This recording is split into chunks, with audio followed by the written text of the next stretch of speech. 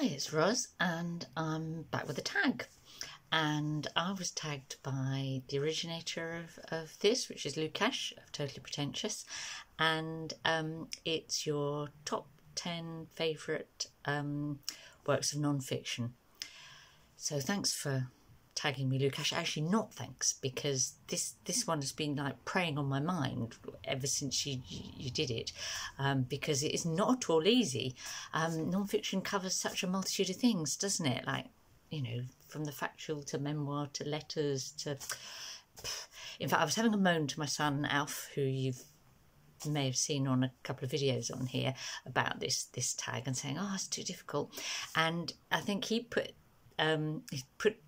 his finger on why I was struggling a bit, and that's because, as he said, with like non-fiction, you've got the intrinsic interest of the subject matter, and then you've also got the book itself, the writer, the quality of the writing, what they do with it. Whereas if you're picking your favourite fiction, it's all about the book. It's all about the writing. I mean, obviously, like, you know, there is subject matter perhaps, but it's all secondary to the writing. So you've got slightly more difficult choices in a way with non-fiction. So he's right, but I've given it my best shot. The other thing is, I've probably been reading non-fiction for, I don't know, well, say like proper non-fiction since I was maybe 12 or 14. So that gives me some sort of 44, 42 years of to pick from. But I'm not sure non-fiction kind of always sticks in my mind quite as strongly as novels, because I'm less likely to go back and reread it. So this is, in a way, what I've ended up with is more like a kind of a representative selection, if that makes sense, rather than what I could definitely say is, oh yeah, these are my 10 favourites. And a few times I'm going to talk about ones where I kind of, oh, should it be this one or should it be that one? And I'm definitely not attempting to do these in order, other than I think I've picked a number one, because it seemed like a bit wibbly to not at least attempt that. And I'm going to start with, oh, the other thing I should say is I'm going to be doing a lot of kind of bobbing up and down, picking up books for this, so apologies for that, but I won't try and edit that out, because that would take me much too long, and I'm not that competent at doing that. So first choice is a book that I read when I was 14. And it was actually a book that came out new in that year, 1978, and my parents went out and bought it, and it came into the house, and I laid hold of it and made it mine, and yeah, spent hours poring over this book. And this is very much at the kind of factual end of non-fiction, and with no aims to have any kind of quality of style really at all. I say factual, it's a history book, and before all the kind of proper historians out there jump down my throat about this, obviously history is highly subjective, and describe, you know, like saying, oh yeah, everything in here is, this book is fact, is a slightly dangerous assertion to make, but you know what I mean. It's that end of non-fiction. Okay, this is a book. It's so big that it will look, it hardly will fit in your in the screen, and it's an atlas of world history. So that might seem a strange choice, but it's not. When I got hold of this at 14, I loved history, loved prehistory, all very, very interesting, but kind of realised that it had kind of been taught to me, or I'd read about it, in these funny little bubbles. You know, like you do this bubble that's like the Egyptians, and this bubble that's the Romans, and this bubble that's the Tudors, or this bubble that's the Aztecs, if you know, and maybe with the history of your own place, like, you know, British history or even English history, really, you might get a kind of a decent chronology, but it's a very subjective one of just, you know, this is us, and this is what's important about us, and this is a sort of upward trajectory of progress, haha. this book was such a gift to me because what it did was it actually put it all together across the world, and what's happening, you know, what's happening in China whilst this is happening in England, what's happening in Central Asia at the same time as India.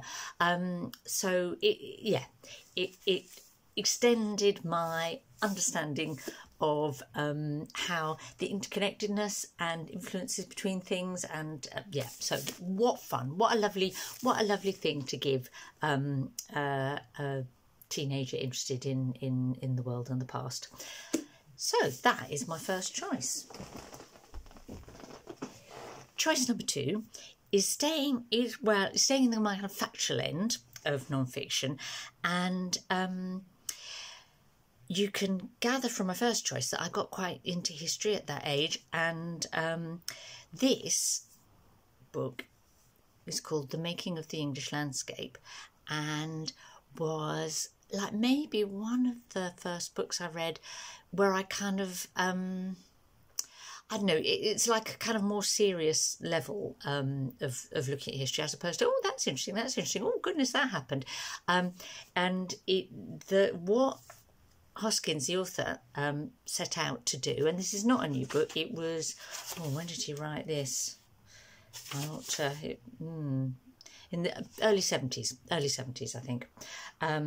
Maybe even, maybe even before, around then. And what he does is he's trying, rather than doing the sort of history of people, he's looking at how people and how they've lived have shaped the landscape of one country. So it's a kind of like a different perspective on the past, and it's got plenty of maps in it, which, as you've gathered, is something that I like. I love a book with a map. If I start with an atlas, you can guess that.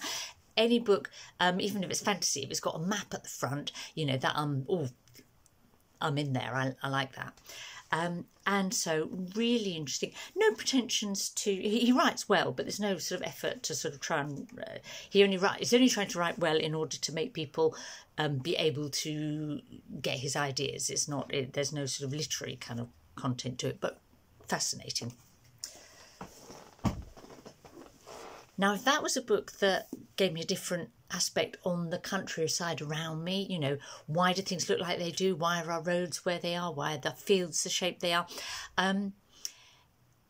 I think I enjoy non-fiction that helps me have a fresh way of looking at things, that kind of gives me different eyes to look around me.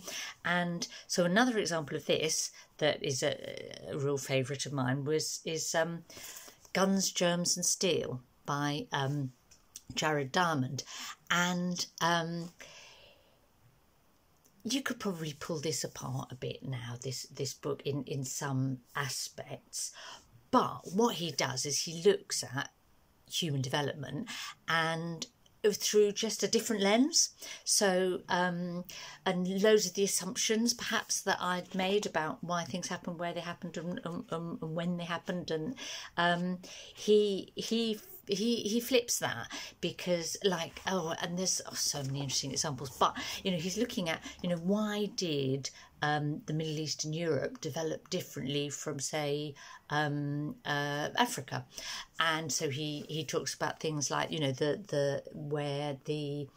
what kind of indigenous animals there happened to be and how domesticatable they were, for example, or how a continent that goes crossways, so like something that's developed in China can be useful in the sort of opposite end of the Eurasian continent, because it's on the same similar climate, and things can travel across readily, whereas like on the vertical, I say, well, it's not vertical because it's a globe, but you know what I mean now. You know, it's something that works in southern Africa is not going to work in the sort of the middle strip of Africa, so things won't travel across, if that makes sense. Such an interesting book, really just makes you look at the world and world history with different eyes. So yeah, that's why it's here. And I could have picked other books sort of that do the same sort of thing in terms of making you just sort of turning some of your ideas on your head and making you do things in fresh ways. But I will just mention that this book also has loads of maps in it to explain things. Yeah, great. Now, another way of looking at history, and you gather there's a bit of a kind of history bent to this, although I suppose the Jared Diamond book is history is too, it's wider than that, you know, and it's about sort of development. But another way of looking at factual books then is that's big picture, but I also really enjoy books that go small, that look at something very kind of defined and small, and then but in doing that tell you something wider or different or bigger. An example would be Longitude, which is a book that I think a couple of people have picked in their top 10, where it looks at, yeah, one man and how he solved the problem of measuring longitude on boats, but it kind of then takes you all sorts of places in the course of doing that. Another that I really enjoyed was The Immortal Life of Henrietta Lack, which is about how the cultured cells from a particular black woman in America lived on beyond her and were kind of crucial in medical science, but all the ethical and philosophical issues around that and so on. Oh, really interesting. But the one I picked is Montaillou by French historian Emmanuel Ladurie, and it's a portrait of the life in a medieval village, taken from the kind of the Inquisition records that were happened to be kept in particular detail and survive for this little bit of France, and it's like you go into this tiny little bit of France at that time, and those people become real to you in that detail. So that's that one. Now, I realised in thinking about this tag that a lot of the non-fiction that I enjoy most kind of broadly falls into the sort of memoir sort of area. I've read books of letters, I've read biographies, but I get a lot more pleasure, I think, from autobiography and memoir. I'm not sure why, or I just read more of that. Perhaps it often has kind of quite a good narrative thread, and that must be something that appeals to me. So, but I like, and I'm interested in and value books like that also take you to a particular place or time and kind of expand your understanding of that but through the eyes of a particular person. An example, like an older example, would be what's it called? This book by Equiano about written in the 18th century about being a slave. I mean, so it's a slave narrative by someone who was. Another example, and one that I might have picked for this sort of top spot, would be Primo Levi writing about being in Auschwitz. There's some beauties. Oh, I read an amazing one from Morocco by someone, Benjaloum, This Blinding Absence of Light, about being a political prisoner in Morocco at in a sort of period that I didn't know that much about. But the one that I've picked, I will grab it here, is Testament of Youth by Vera Brittain, which is one woman's account of the First World War, living through the First World War, being a volunteer nurse, VAD, in the First World War. And there she is on the back in her nurse's uniform. Why did I pick that one? Because it's not just about the First World War, and it's not just a kind of coming of age, growing up book. It's a book about the life of a woman at a point in British history when the position and experience of women really was dramatically changing, I suppose, and it's kind of like almost, I suppose you could call it a feminist classic, except that that wasn't her. That's not why she wrote it exactly, but that's what you get from it, or what I got from it as a young woman reading it. Yeah, beautiful book. Using autobiography. Now, when I was again choosing for this, I realised there's kind of like a cluster of books for me that are written by people who are really writers, and then they choose to write their autobiography or a memoir. So that's a bit different from like something like, you know, there's some where it's like the motivation is about the reason they're writing a book at all is because they're writing their autobiography. I'm not explaining this very well. Whereas there's others, it's like they're writers, and in the course of writing lots of other things like poetry or whatever, they happen to also choose to write something autobiographical. Does that make sense? And so these books are often like written with real kind of quality of style that I really value and like. And there were so many, and I was tempted by Bad Blood by Lorna Sage, which is a poet. I was tempted by A Tale of Love and Darkness by Amos Oz, the Israeli author. I thought about James Joyce, Portrait of the Artist as a Young Man, or Dylan Thomas, Portrait of the Artist as a Young Dog. Kind of, he was aware of the other one, I think, when he wrote that. And they're all books that have kind of real quality and are a real pleasure to read, as pleasurable as a novel, shall we say. But the one I picked in the end for my book for this kind of slot, as it were, is I Know Why the Caged Bird Sings by, sorry about the light on that, by Maya Angelou. Just because I think, as with the Vera Britton, it was a book that I read at a period in my life when I was coming to an understanding about a lot of things, including like women's experience in the world, and this touched a chord for me in quite a special one, and so it stays dear to me till now. Now we're going to shift on to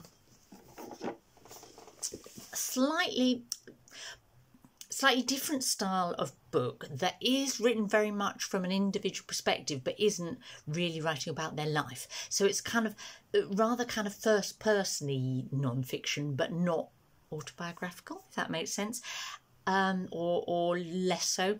And there's one that's kind of on the shifting place between those two things is this author, one of my like favourite non-fiction writers is Patrick Leigh Fermor. And if you're not British, you might not have heard of him, maybe. I'm just such a fan of his writing, and most of what he wrote was kind of somewhere in the, you might loosely call it travel writing, I suppose. And I've picked for my choice this one, which is A Time of Gifts, and this is him writing, looking back at himself at age 17 when he set off with like a rucksack and some walking boots, having kind of more or less got thrown out of school. He was kind of quite posh, but obviously I think he probably had ADHD in modern terms, but he was endlessly getting expelled from places and causing lots of trouble, but had a very lively mind. Age 17, he set off basically to walk from the Hook of Holland to Istanbul on his own 2 feet, and it was obviously very formative for him, and it was what made him a travel writer, I suppose. But what is great about him is that he really, wherever he goes, he doesn't visit it like a visitor. He kind of embeds himself into it, or makes friends, finds people, moves in with people, you know. And that shaped his later. He did that in on this journey, and then he later like lives in Greece and he's written some wonderful books about Greece. Marnie Rumeli's Up. You can tell I'm really enthusing now, aren't I? You just love him. He was a bit of a chap as well, and that capacity to kind of embed himself somewhere, and was obviously a real kind of linguist. He'd learn the language, you know, and really try and sort of fit in and understand. So that was what made him a very, very effective special operations person in the Second World War, when he was kind of like put in Crete to work with the Cretan resistance, and a bit of a hero in a way, although the Cretan resistance people were even more heroic, he would say, undoubtedly. But yeah, so he's read Patrick Leigh Fermor, please do. Great, good stuff. I'll stop there. My next choice also writes very much kind of in the first person about, and not so much travel, it's more slightly on the psychogeography sort of area of things, kind of nature writing, history, and that is Robert Macfarlane. And the one I've picked is The Old Ways. Now, you will notice that the one I picked of Patrick Leigh Fermor's books is one that involves a walk.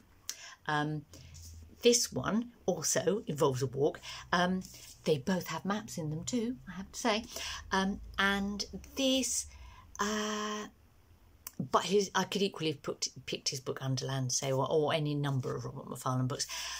Beautiful quality of writing, and he's kind of does that kind of digressive thing where this is about the like old ways that people have walked, that's not, or travelled, and he's looking at the myth, the legend, the history, the people. He kind of puts that all together really well. So, you know, it's like those books where you can't say, oh, this is what it's about exactly, because it's about lots of things.